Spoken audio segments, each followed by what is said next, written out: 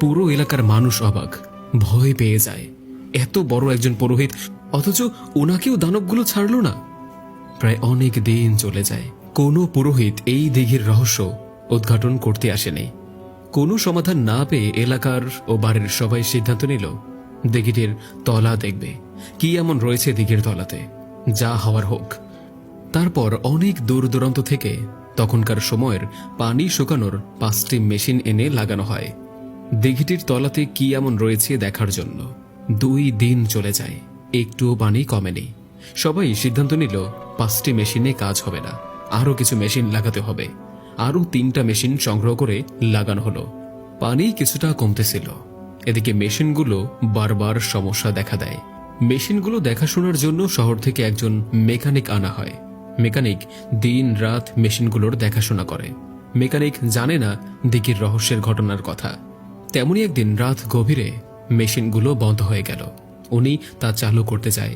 সকাল হতেই দেখা যায় মেকানিক অজ্ঞান হয়ে মাটিতে লুটিয়ে রয়েছে।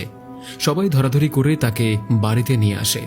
জ্ঞান ফিরে মেকানিক বলে সে আর ওইখানে থাকবে না, চলে যাবে। কারণ রাতে মেশিনগুলো বন্ধ হয়ে গেলে উনি চালু করার জন্য দিঘির পাড়ে যায়।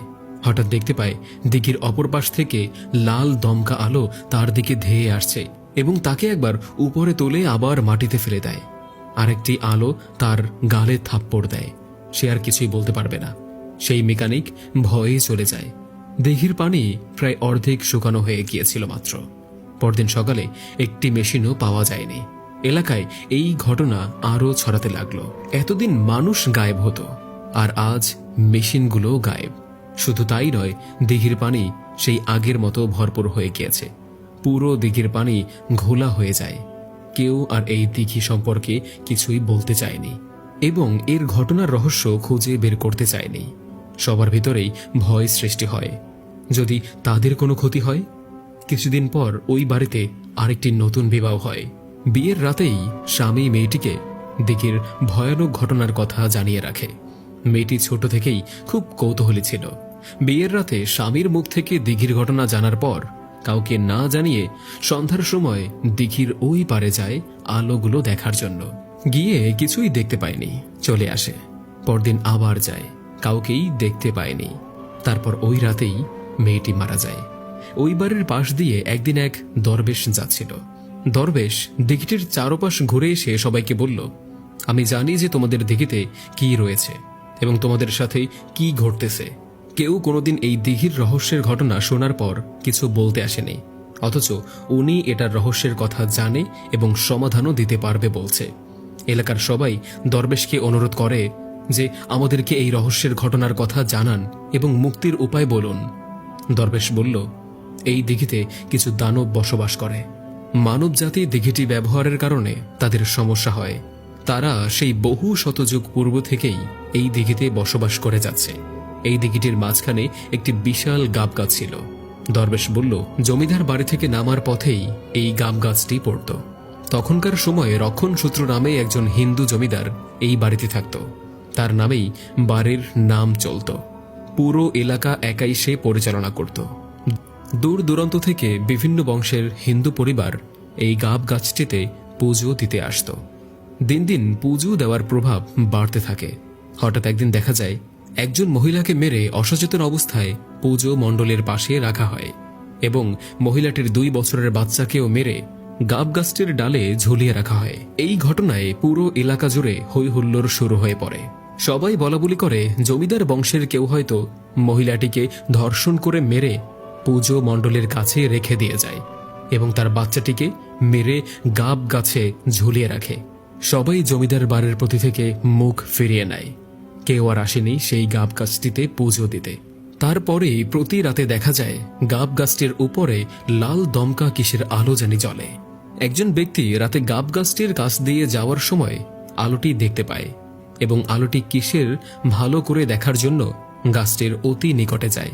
তাকে সকালে মৃত পাওয়া যায়। সকালে সেই ব্যক্তির লাশ দেখে সবাই ভয়ে আতঙ্কিত হয়ে যায়। নিশ্চয়ই এলাকায় কোনো শত্রুর চক্রান্ত রয়েছে। পরদিন জমিদার সেই গাব গাছটির কাছে 2 জন পাহারাদার রাখেন। সকালে সেই 2 জন পাহারাদারকেও মৃত দেখতে পায়। পরপর 2 রাতে 2টি মৃত্যুর ঘটনা দেখে এলাকাবাসীর সন্দেহ সৃষ্টি হয়।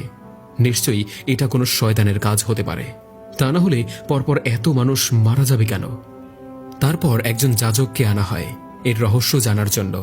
যাজক সবকিছু পরীক্ষা করে বললেন, এই গাব গাছটিতে কিছু দানব এসে বাসা বেঁধেছে। দানবগুলোর গাব গাছটি অনেক পছন্দ হয়েছে, তাদের এখান থেকে সরানো কখনোই সম্ভব না।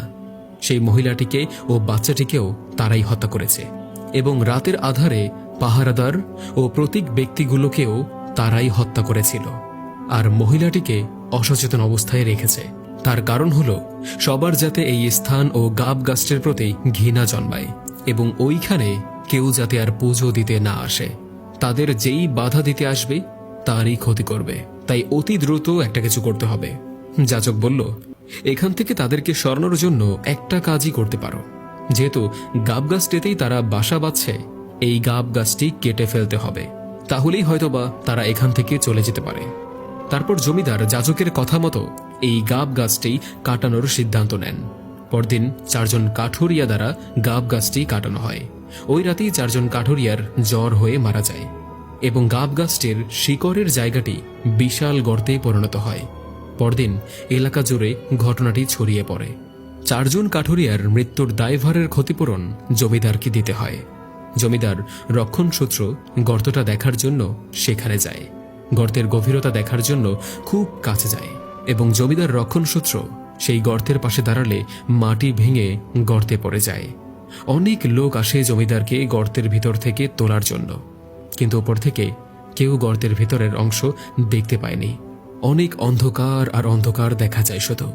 সবাই ভাবে জমিদার রক্ষণসূত্র গর্তের ভিতরে পড়ে মারা গিয়েছে, নয়তোবা সেই দানবগুলো জমিদারকে গর্তে খেয়ে ফেলেছে। দিন দিন গর্তটি বড় হতে শুরু করে। বড় হতে হতে বিশাল একটি দিঘিতে পরিণত হয়। কেউ আর জমিদার বাড়িতে ভয়েই আসেনি। যুগ যুগ ধরে জমিদার রক্ষণসূত্রের মৃত্যুর পর বিলুপ্ত হয়ে পড়ে। অতঃপর সেই বাড়িটিতে মুসলিম পরিবার বসবাস করা শুরু করে। বাড়িটি এখনো জমিদার বাড়ি নামে ব্যবহৃত হচ্ছে, কিন্তু যুগের পরিবর্তনের সাথে সাথে জমিদার রক্ষণসূত্রের নাম সবাই ভুলে গিয়েছে। তারপর বহু বছর দিঘিটিতে তেমন কোনো ঘটনা ঘটেনি। বহু যুগ পরে এখন আবার দানবগুলো মুক্তি পেয়েছে, এবং তারা মানবজাতির প্রতি ক্ষুব্ধ হয়ে ক্ষতি করা শুরু করেছে। দরবেশ বলল, আমি যতটুকু বলতে পারি, তারা এই দিঘি থেকে মানবজাতিকে মুক্তি দিতে পারে ও এই দিঘি থেকে চিরতরে চলে যেতে পারে 3টি কাজ করলে। সবাই বলল, জি দরবেশ সাহেব, আমাদেরকে বলুন আমরা কিভাবে দানবগুলোর হাত থেকে মুক্তি পেতে পারি। দরবেশ বলল, এক সুন্দরী কুমারী নারীকে এক রাতে দিঘিতে গোসল করতে হবে, 5টি গরু কেটে পুরো গ্রাম দাওয়াত দিয়ে খাওয়াতে হবে, এবং 40 জন হুজুরকে দিঘির চারপাশে দাঁড় করিয়ে রেখে 40 জন হুজুর 40টি ঢিল দিঘিতে এক